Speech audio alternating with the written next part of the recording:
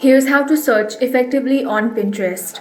First, open the Pinterest app. Make sure to log into your account. Now you want to tap on the search icon at the bottom tab. Here tap on the search bar and search a keyword related to the ideas, inspiration or content you're looking for. Once the search results appear, you can use the suggested content at the top. Select whichever you prefer.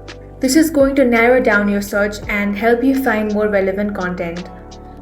Next thing you want to do is tap on the filter icon at the top right corner of your screen. From here you can choose between all pins, videos, boards and profiles. Filter, you can apply it, tap on confirm.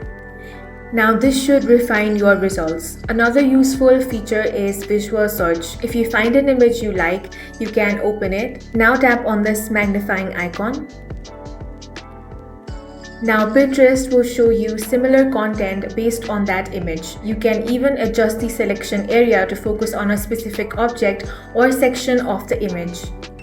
In this way, you can search effectively on Pinterest. If you found this video useful, make sure to hit the like button and subscribe for more videos like this.